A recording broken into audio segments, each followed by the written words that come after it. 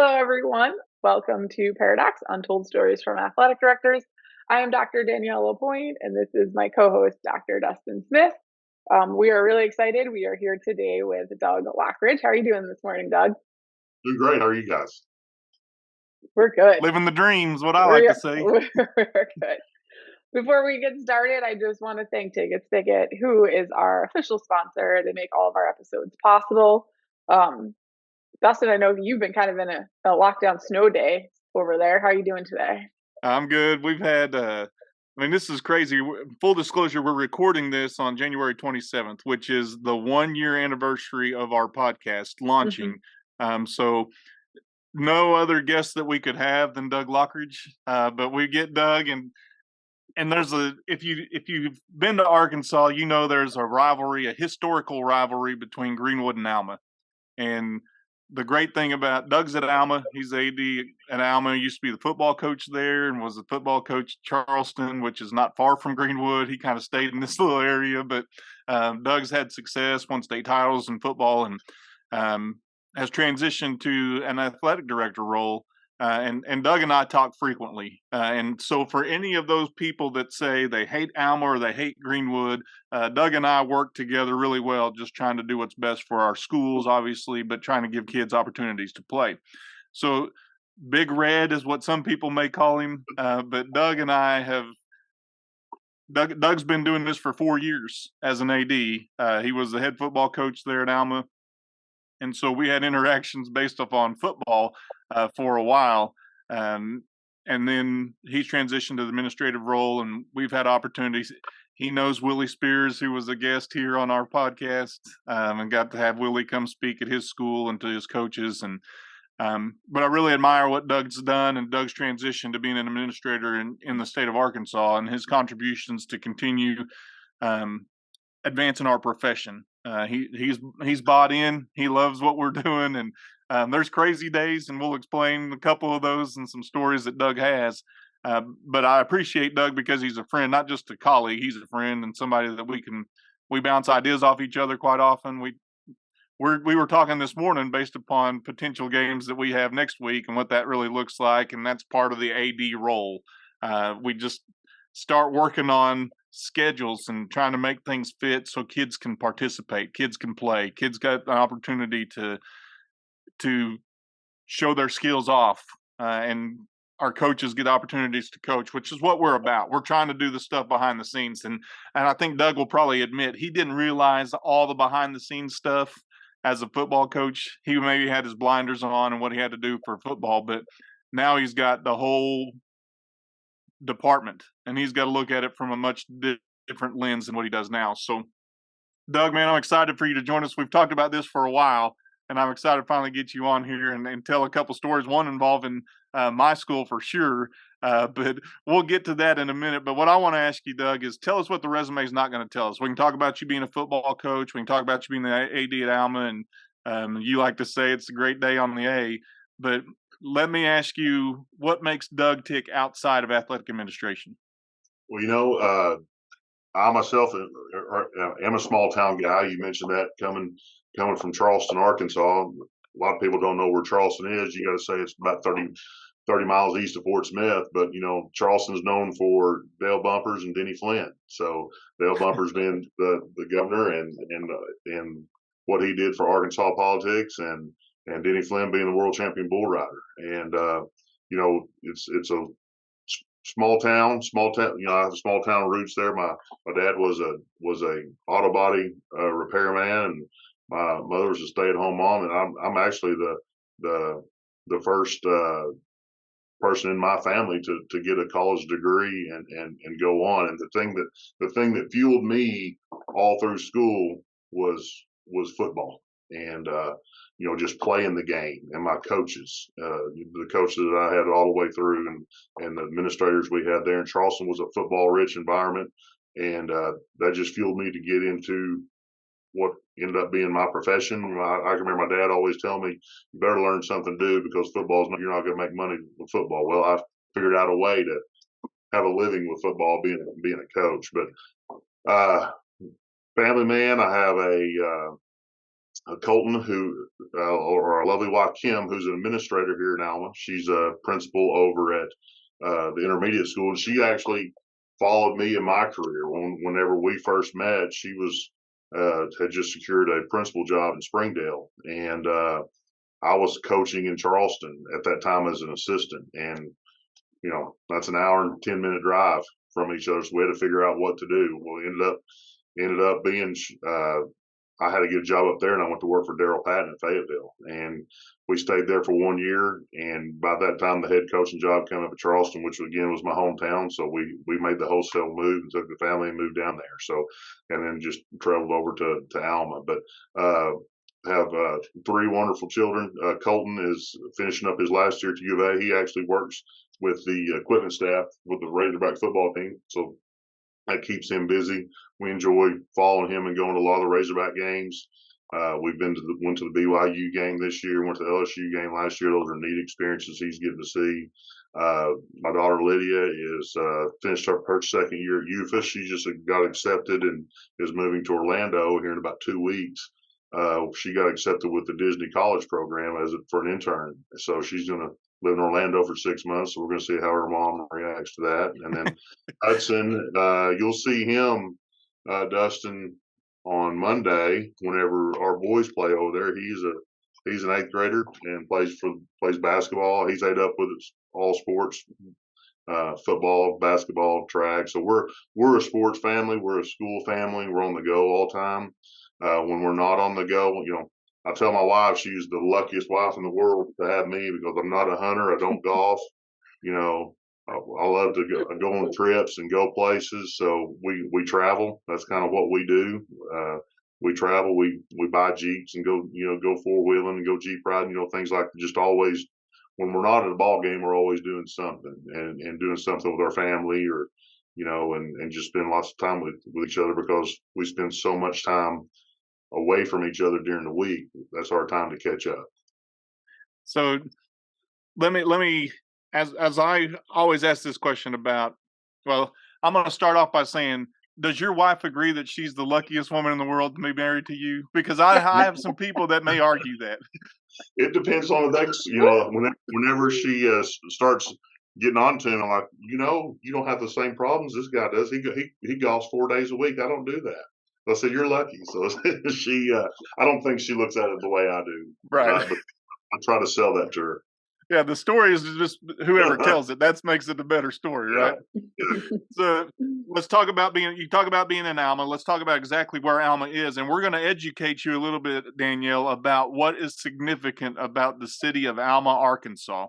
And maybe Doug will tell you about what that is. But Doug, paint for us on a map where Alma is located in the state of Arkansas. Well, it depends on how familiar you are with Northwest Arkansas. We're about 45 minutes south of University of Arkansas in Fayetteville, down the Interstate 49. We're about 10 miles north of Fort Smith. There, right in the River Valley, located right on the Arkansas River, right above Van Buren and Alma are the 2 biggest towns in Crawford County, and we're right there, a hub. That's why we're waiting on this bridge to come over from Greenwood, so we can connect Interstate 49 from where it comes off in Barling and Greenwood to over here, because we're gonna have a major hub of Interstate 49 and Interstate 40 crossing, and we're looking forward to that day. It's one thing that has been talked about for a long, long time, and I think we're getting closer and closer to that. So let's educate Danielle. What is Alma known for? What is it known as the capital of? I have no idea. Don't need for me to answer. I don't know. Doug, go ahead and tell her. Well, Danielle, Alma is the spinach capital of the world. That we have a statue of Popeye actually down in our city park. Did you say spinach? Yeah, spinach. Like eat your spinach. I couldn't tell if you said Spanish or spinach at first, and then I was like, neither of them really makes sense to me. So, spinach capital of the world. We have the Allen Cannery Factory was here for years, and is now since closed down, but had a lot of lot of jobs here in Alma because of the cannery and being here for so long. So Alma is the spinach capital of the world. And I think you I just want to went know. past the fact that he's got a Popeye Nope. statue That's what downtown. I was just going for. I want to know more. That was my question. I want to know more about the Popeye statue. Like, how big is it? Like, I need more details. It's as big as you think a statue would be. It's pretty. It's got a fountain and stuff with it. It's a great photo opportunity. So if you're ever this way, that is a must see here in Alma. I'm so intrigued. Well, there's been a big rivalry between Greenwood and Alma for a long time. And Alma is fittingly green. Being a spinach capital of the world, you'd think green would probably be a natural color for them. But Greenwood is not green, even though green is in our name. So which is wild. But anyway, Doug, I know you've got a couple stories. We've talked about this, and this is the fun part for Danielle. She likes to hear the stories. I'm privy to at least one of these. I know exactly what happened. But let's save that one for last. Let's talk about your wildlife story to begin with. Let's dive right into that one if you don't mind. Yeah, and I know none of these, right? So I'm just like sitting here, no idea what's going on. Retreat for sure. The first story we're going to talk about actually happened when I was still head football coach here, and Dr. Mike McSpadden was actually the AD at that time. But we had just started a soccer program, and it was early this spring. I think it was 2000. I can't remember 2018-ish. And always in the spring, we have a thing here at Alma through our Performing Arts Center, which is called the Dance Show. And Dance Show is a performance put on by our dance department and dance program, which is our 7 through 12 dance classes and our dance team, and it's always a theme. It's a big deal. Well, that year the performance was off of The Greatest Showman. It was kind of that thing, the movie The Greatest Showman, going through this. So they were doing the circus thing. Well, you probably see how I'm going with this. Of course, circus has animals, so they had to have animals for the show, and they'd already done a photo op and all this stuff with a monkey and all this stuff. And well, one of the animals that was in the show was a miniature horse, and the miniature horse was going to be in the dance show, was going to be on the stage in front of hundreds of people. And the dance show was going to start that Friday. Was it with lights and music and loud sounds and audio? Just everything's loud, strobe lights. All. So the reason Dustin and I got to talking about this, we were, we always bounce stuff off each other. What do you do about somebody tries to bring an animal into your facility or a service dog and all? How you do that with? And I said, well, we had somebody bring a miniature horse once into a soccer game. And he's like, what? Why would anybody bring a miniature horse into a soccer game? So I'm standing down in the end zone with Dr. McSpadden, and we're watching the soccer game, and I look up, coming down the rail of the bleachers is a lady leading a miniature horse down the bleachers. In the bleachers. So it's not just at your game. It is the game's going on. There's people watching. Here comes a lady with a miniature horse. So Dr. McSpadden said, "Here, hold this," and he took off. And when I asked her, he's like, "Ma'am, what? You can't have a horse in the stadium." And by that time, she's walking down field level on the sidewalk, kind of in front of our scoreboard. And she said, "Well, I brought him over here because he's in the dance show, and I want him to get used to crowd noise so he doesn't get scared." And if you know Dr. McSpadden, he kind of tilted his head and looked at her and said, "Well, you're not going to have that horse here." And he said, "If you want the horse to get used to crowd noise and being around people, you're going to need to take it over to Walmart." So she eventually left, and I don't know if she went to Walmart or not, but the dance show went on, and as far as I know, the horse was fine and did not get spooked and did not run off the stage. And we ended up, everything was a success. So one of the weird instances of what we've had to deal as an administrator with someone bringing animals into the stadium. Let me ask this question, Doug, if I can interject for just a moment. This was at a soccer game, right? Yes. And soccer's not really big in Alma yet, right? It was just starting. Yeah. Okay. In this time period. So for a crowd noise, trying to get used to crowd, that probably wouldn't be the most populated place to be able to bring a horse. I mean, no, it wasn't like a football. There was some cheering and yelling, but the music maybe and the loudspeaker. But yeah, there's probably some other places you could have went to try to startle it a little bit. But I guess it was fenced in, so it wasn't going to get away. If it did anything, they could get on the. So I can see some logic in some of that, I guess. Well, I don't see logic in it at all. So many like things come to my mind, but like, first of all, I kind of want to like. I wish there was some sort of video where you could just like see. So I would have had to do a double take.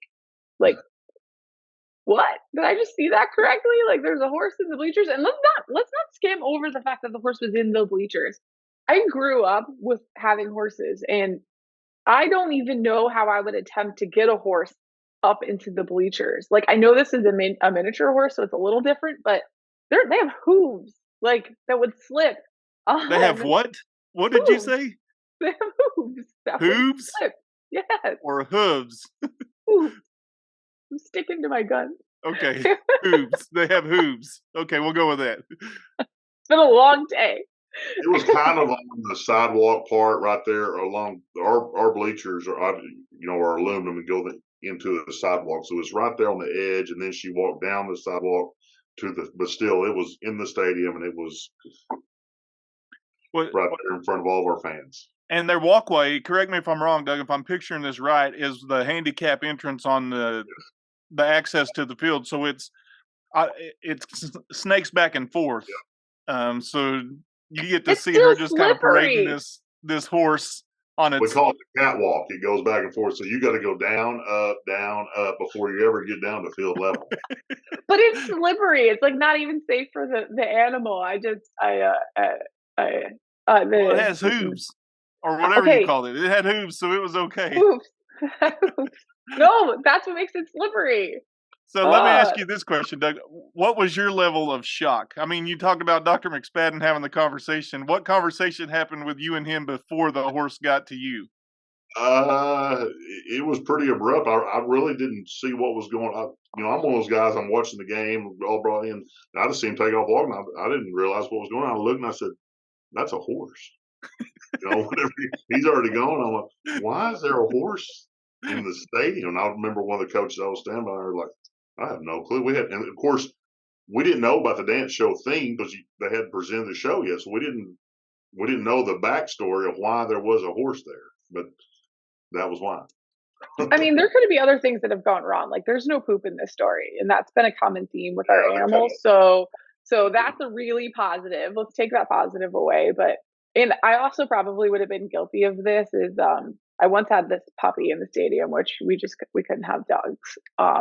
So I went up to the person and I told them that, I'm sorry, you're not allowed to have puppies here. It's super cute. I'd like to pet it first before you leave.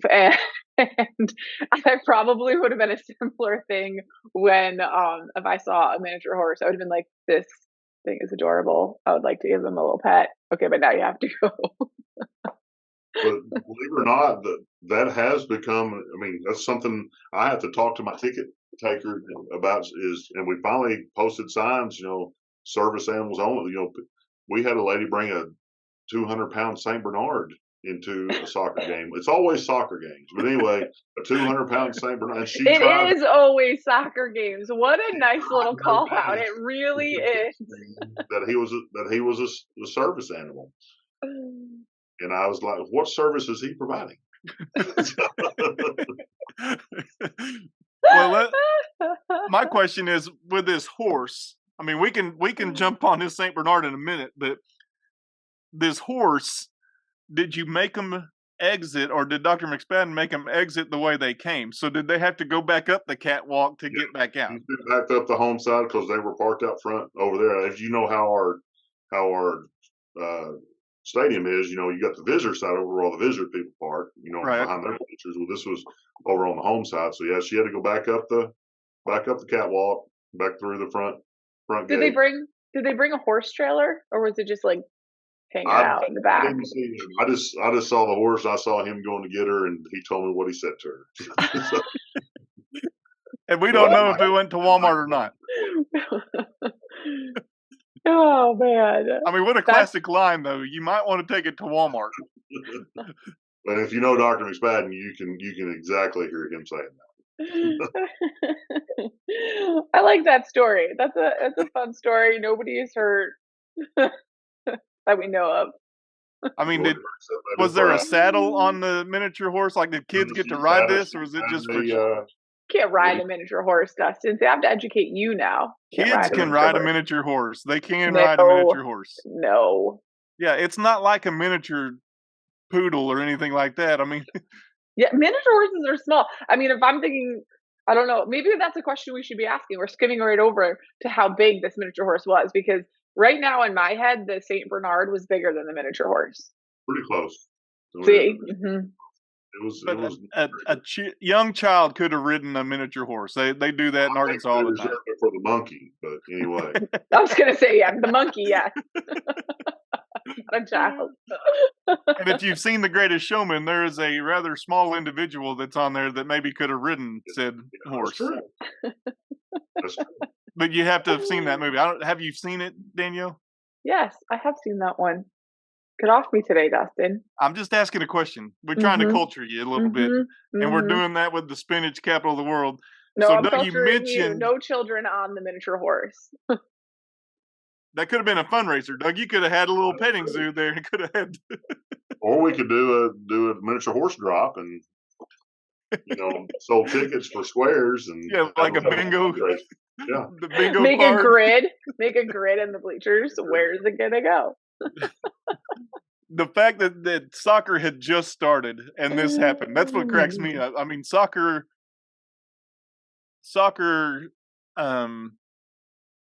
Yeah, let's see how you put this. Soccer just starting is not some sport that you're going to have just tons of crowd. I mean, Alma is well known for their football history. Doug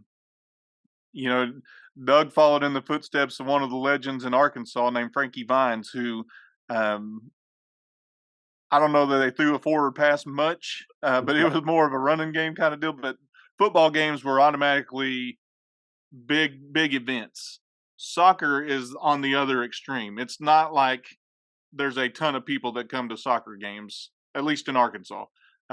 So I know we're going to get to a story about soccer here in a minute. That's always soccer. You mentioned we're going to kind of stay in that vein. But I think about the cognitive thought, or maybe it wasn't cognitive. Maybe it wasn't much thinking going on for this lady to decide. I just want to get them exposed to noise and want them to get adjusted to, because this dance recital is not a small crowd. No. It's a big deal, and arts in Alma is huge. It's a big deal, and so for them to do this, I'm trying to figure out the logic in bringing a horse to a soccer game. Maybe just because of the speaker and a whistle, maybe every now and again. I don't know.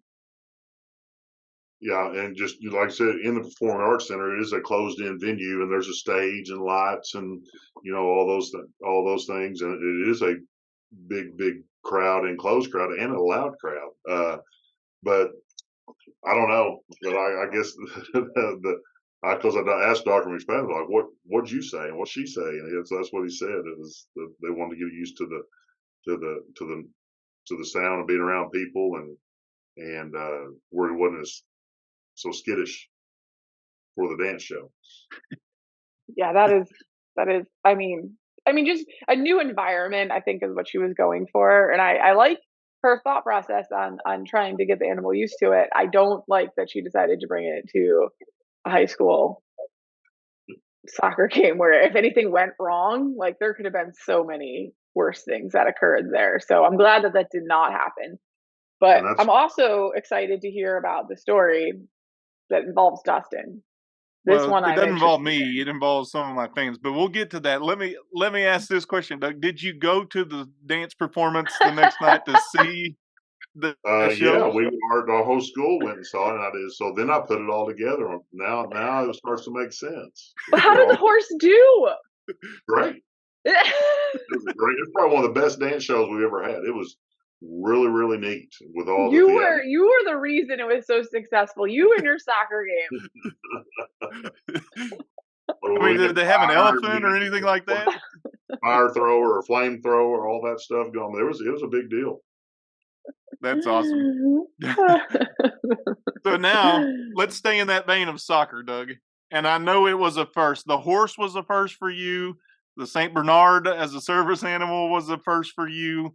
And you had another first because as you tell this story, then I'm going to talk about our conversation when you called me because this involved some of my fans at one of his games. So I'll let you. I won't steal your thunder. I'll let you tell this story, Doug.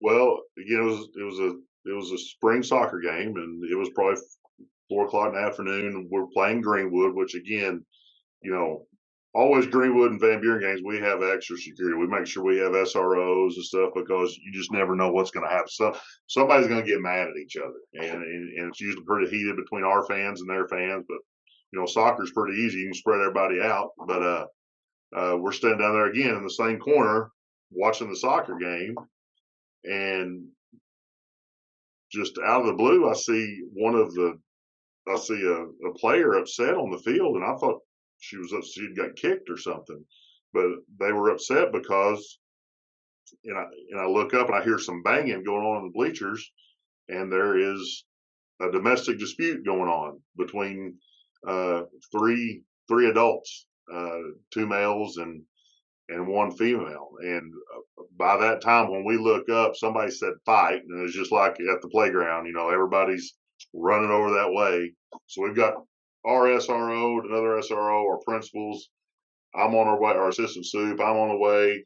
Greenwood had their principal up there in the stands. He's trying to get over there. Some people's trying to get broke up. But before we could even get over there, one of the males, he's already down in the row of the bleachers, and another guy's on top of him just throwing haymakers. But the thing is, who got the worst end of it was the guy that was throwing the punches, because the lady got a hold of him. She was kicking him in the head, just over like a kickball, over and over. And this is like a full on adult brawl. Like you were at the bar on a Saturday night. So we get up there, finally some people got them separated before we could get up there, and we got this person over here and this person over here, got them all out of there yelling at each other, and the guy's head's bleeding and all this stuff. And so I finally called us, and I'm like, well, we had a fight, but it wasn't any of our people against your people. It was a domestic dispute between your own fans. You got to call Dustin about this, but we'll let you handle it. Oh, so you had to call Dustin and tell him that there was a fight with his parents in your state. It had nothing to do with you or your school. It just happened to be the place that it all went down. And again, it was an early soccer game. It was 4 o'clock. It was girls played first, and there was probably about 6 people up there in the Greenwood bleachers about that time. 3 of them being those people. I want to know from your perspective. I don't want to hear Dustin's yet about how that conversation went. Was Dustin like, what? Like, what? There was a long silence, and then I think the first thing he asked was, well, we have an administrator there. Have you seen him yet? And I said, oh yeah, we saw him. He's the one who got over there first. And so he was relaying information through him. And by that time, we had about 4 cop cars pull up, and they kind of took over the whole situation. And kind of from there on, we had to get the guy bandaged up and all that stuff. All right, so I have two questions here. First of all, what I'm taking from this is your bleachers are not a boring place to be. Like, no. There's a lot going on in your bleachers at the game, specifically soccer. But the bleachers are a good time in Alma. And the second thing is that's kind of a slippery slope there. Like I don't want to stick up for Dustin, but I think I have to a little bit. Like, what do you do? I mean, these are adults that don't attend your school who are misbehaving somewhere else. Like, that's a very weird position that put Dustin in. Now you're calling him. Obviously, he needs to know about the situation. I mean, you can trespass them. There's things that we can do, but they're really not over us, but or we're not over them, but we are. It's very weird territory there. So how did that go down, Dustin? Well, when Doug called me, he said, "I'll send you the video." And There's so, video. oh, there's video. Now it's not public video. This is just Yeah, discussion that we yeah. had. And so when he called me and he said, "All right, we had a fight." Well, his first statement was, "Well, I've had my first domestic violence situation." I said, "What are you talking about?" Because we've always had, I mean, we've made jokes. Doug's like, "Well, Greenwood's coming," and I'll say something about, "Well, it's Crawford County. You never know what you're gonna get out of Crawford County, or when you deal with people from Crawford County, whatever." So we have some good-natured ribbing that we give one another. But this was a different tone with Doug that I hadn't heard when he said, and so then he tells me the story. He says, "Okay, I guess it is ex-husband, current boyfriend, um, and then ex-wife, wife, whatever she is now, and she is the winner in this whole deal because the other guy's holding him down and she just waylaying him." And so I'm getting this just via the phone. Okay. And so Doug says, "What do you need me to do?" I was like, "Man, let the cops handle that. That is a adult problem." Who I felt terrible for was the young lady who played soccer for us because it was it was a love triangle that she wasn't part of, but she was the one who saw it all and she just wanted to stop.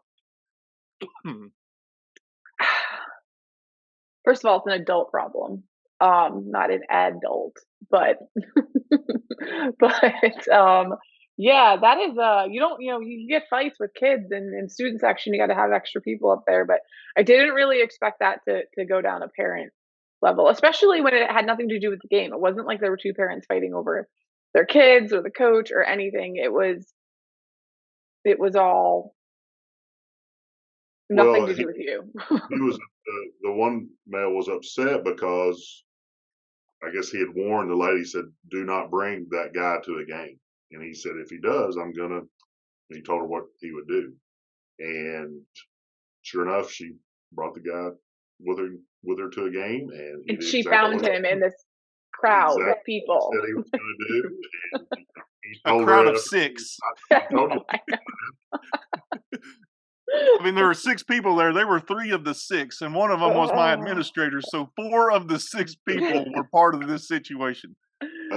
Wow. See, this is exactly why we have this podcast, because no one trains you or prepares you for dealing with completely off the wall stuff when you're like, what? This has nothing to do with anything other than it's happening in my bleachers on my campus at my event. So it's a perfect example of what ADs across the entire country have to deal with. and that's, Oh, and we say that every day.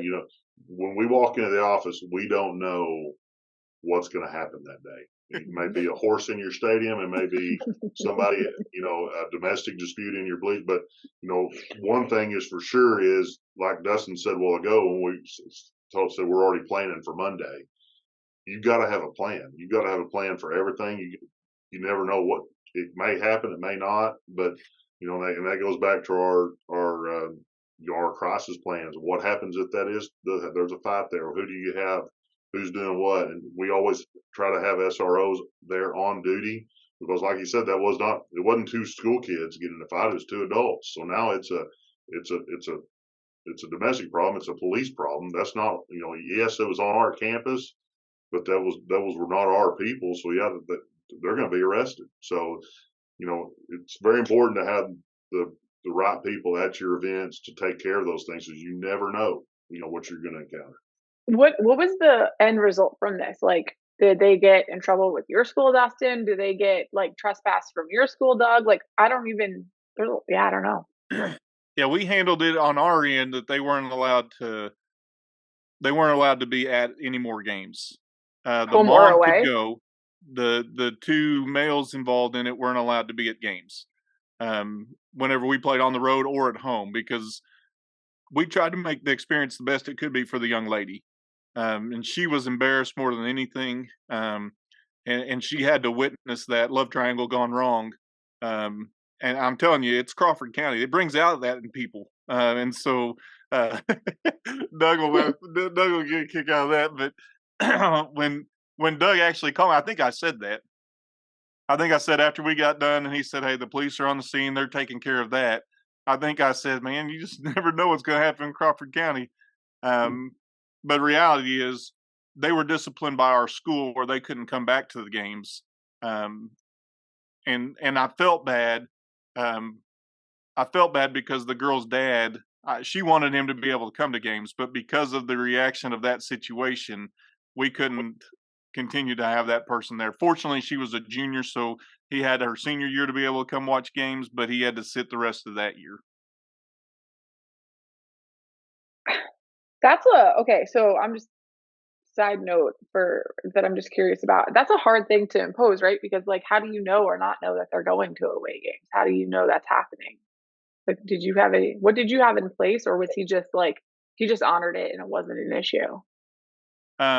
We sent him letters, and we had a meeting with him and said, "Hey, this is the situation. If we see you at a game, it's not going to go good." And it's Mhm. basically, you can't call it trespassing, but we can get people involved at that point. Yeah. And we spun it by saying, "Hey, do what's right for your daughter." Mhm. And she doesn't need to be any more embarrassed than she already is. And unfortunately, again, it's nothing that she had. It wasn't anything that she did. It was two adults, well, Yeah. three adults, that ended up being involved in this. And Doug did the right thing. I mean, he had his SROs there that got the city police involved. That became a bigger issue than whether or not we were moving from a soccer game. What about you, Doug? Was there anything on your end that your school did? No, because obviously it was, Dustin's school, Dustin's parents. All we did was got the police involved. Our campus is right next to the police station, so it didn't take them very long at all. And those guys got over there quickly. And I think our upper administration handled it the right way. Our principals and assistant soup and got the SRO involved and an actual some more of the police force and got it taken care of. They were escorted out of the stadium. I don't think anyone was arrested. They didn't want to press charges on the side. I remember that at that time, and there was nobody actually arrested and taken off Mhm. at that time. So they were just left the game. But made me a big believer to always have an SRO here on campus whenever we have ball games because you never know. Again, what what's going to happen at a game. So what I gather from this essentially, like, tell me if you agree, Doug, that if the other AD had their act together, had their parents under control, this never would have been an issue for you. Would have been better. It'd been probably better. Oh, oh. I don't we know what he had going that day, but he's obviously pretty busy. Hmm. So that's why I Yeah, Hmm. called him Or like was that. he? And we had softball and baseball at home, and Doug Sure you was did. we sent an administrator. We had an administrator there. He was actually in the stands, and you see video of him running up there trying to break it up once he realizes there's a fight. yeah, I with just, the so our press box obviously on our home side, so we're filming the soccer game with a huddle. So that's what he was talking about the video. The whole account was on our huddle tape, which both teams had access to for watching the video and stuff. But Dustin's first response was, well, Crawford County always brings the best out of our people. man, oh man. I like this story. This is a good story. We're doing horse and Greenwood Gone Wild. This is a good time. No, this is a soccer game gone wild in Crawford County. Yeah, whatever you This, say. this I take it as Greenwood Gone Wild. That's all. this is just one of many, many, many Alma Greenwood stories that go way, way, way, way Way back. back. Yeah, I think Doug's comment was like it was like the Electric Cowboy, which is a club in Fort Smith. He said it's like an Electric Cowboy event happened over here. Um, it was not a bright moment, obviously for fan behavior for sure. But I think the lesson to be taken out of this, and Doug dealt with that, is one, you let them get tired before you get up there. You let them get all their energy out, and then two, have your SROs and other people ready, and then the police get involved. And then once it's in their hands, you wash your hands of it and just say, hey, they'll take care of this part of it, because that becomes like Doug said, a domestic situation that we're not trained for. We don't have the credentials to be able to say, all right, you're under arrest and you're under arrest, and we don't have those. So you let the proper people take care of that, proper authorities, and Doug and his crew did a great job of making sure that that was handled, cleaned up blood or whatever, and then we got right back to playing soccer. I mean, soccer game continued right after this. I was gonna say that's a good question. Did the soccer game stop, or did it just go on the entire time? There was just a little bit of a timeout, so we got everybody kind of got their heads together. We got everything going, and we officials got it and kept it rolling. So, but our young lady did not play. They let her not play anymore because of that situation, because she was obviously distraught, and she was a combination of embarrassed, hurt, mad. I mean, there's a lot of stuff going on in a young lady's life that she had to witness. So she ended up leaving the field and leaving the stadium, and didn't finish the game herself, but the team's finished. Yeah, that's rough for her. Yeah. So here's what we know today: don't go to an event at Alma's Stadium, no matter what it is, especially soccer, because you never know, or maybe you want to go and just see what the show's going to be, because you know if Doug Loughridge is there, there's something bound to happen that's going to be out of the norm.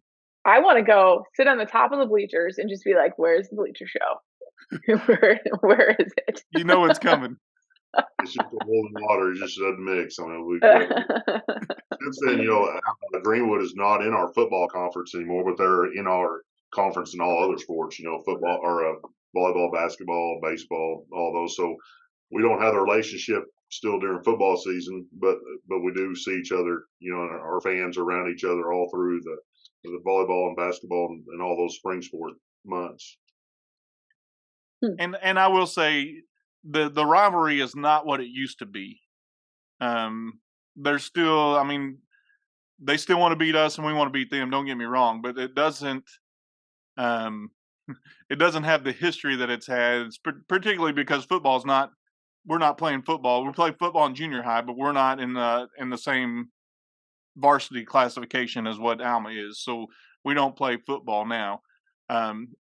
So there's a long-standing history of our two towns, but Doug and I have been able to overcome that. We've got a great working relationship, and we're able to converse and make decisions that are best for kids, not just best for our schools. Oh, and I appreciate you sharing these stories, because they're out there, and I also appreciate you giving me something to tease Dustin about at the same time. It's like a win-win. This is very win-win for me here at this episode. So I definitely appreciate the time that you're taking out of your day to share these stories.